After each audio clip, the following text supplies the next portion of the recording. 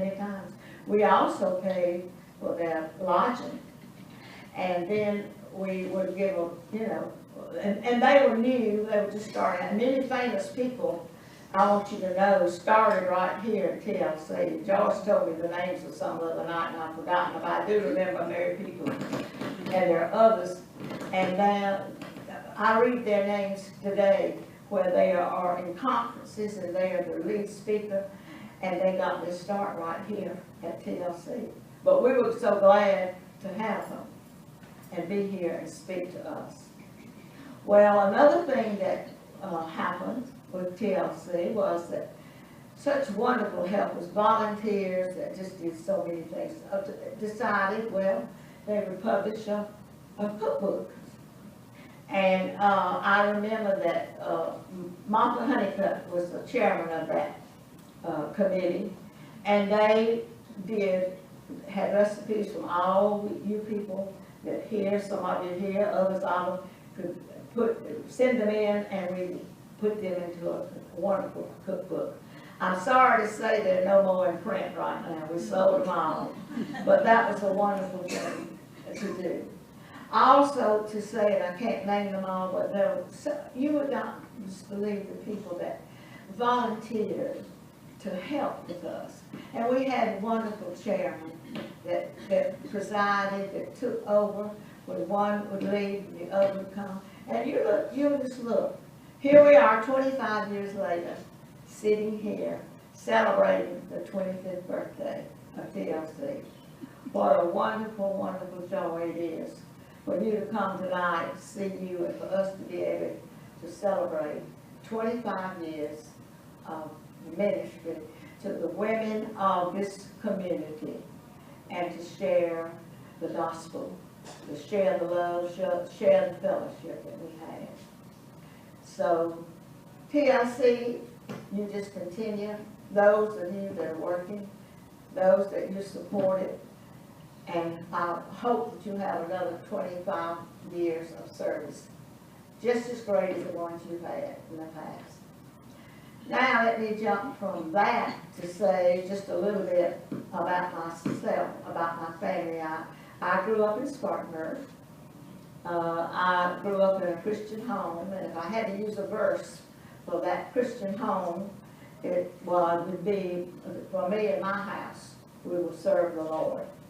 So I grew up in church, and God, and my mother we had 4 children at that time, and my mother had 4 children then. And she was a stay-at-home mom. My dad was connected with the community cash grocery stores and worked very hard and late hours. And we had lived over on Converse Street in Spartanburg. But he heard about a wonderful school that was being built in Spartanburg, brand new. It was going to be Pine Street School. And he thought, I want my kids to go to Pine Street School, because it's a brand new school. So when I was 9 years old, we moved to Glenburn Avenue, Congress Heights, and lived there. And then my mother lived there until she was 98 years old. When I finished high school, I came to Limestone with my dad, because there's only one car and one chauffeur. My mother didn't know how to drive. And we came, and Dr. Lazard was the dean of the school at that time. And we went in and talked to him to see if there's a way that I could get a scholarship, a little something to work on, because we needed the money for me to go.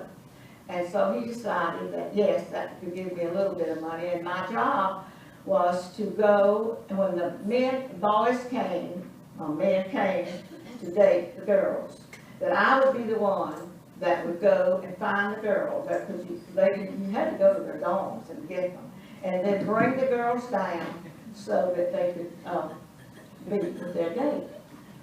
Well, I was kept pretty busy taking one man's date, and it was always a different one.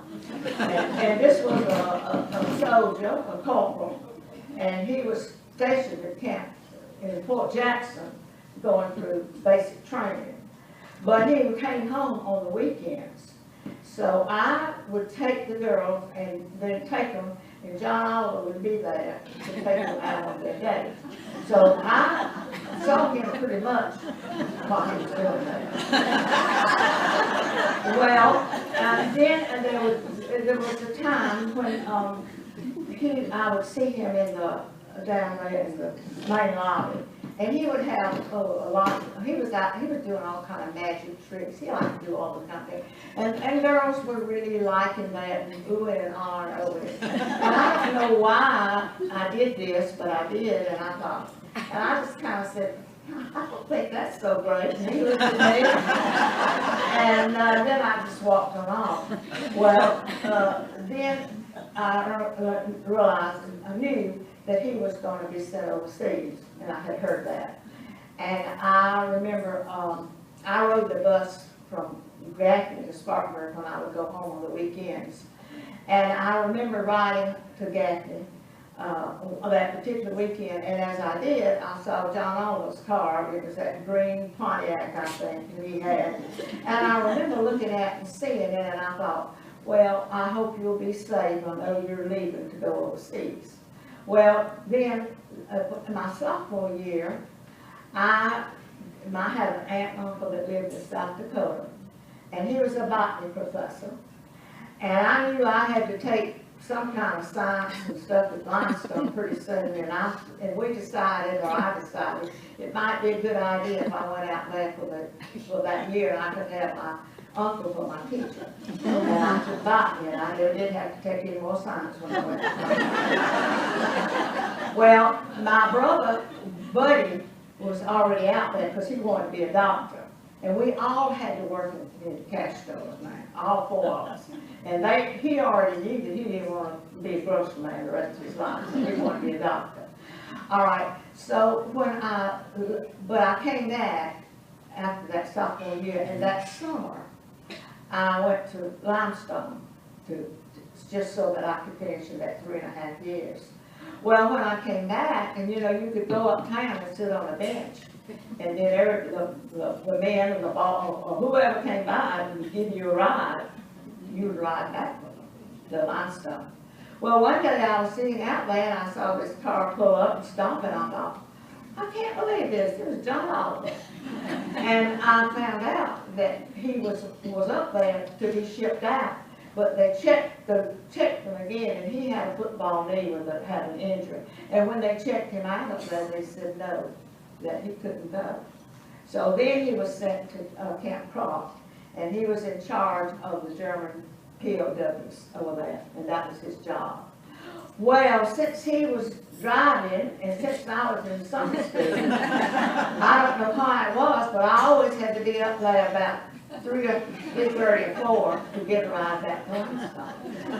So now you know the rest. All right. When we went on a honeymoon, we had to borrow Mr. and Miss Childers' car because he had wrecked his driving from Spartanburg to Gaffney. Because at that time he was working with the railroad, whatever. Yeah, he had seniority there, and that was really a good job because you had seniority there. Well, anyway, whenever we got back from my honeymoon, my mom and dad said, well, you come in here, we want to have a talk with you all. And they were so serious, and I thought, oh my word, what are they going to tell me? And they said, well, and my mother said, well, now, I hope you didn't notice this when you were having your parties, but I had to eat so many peanuts because I was so sick on my stomach.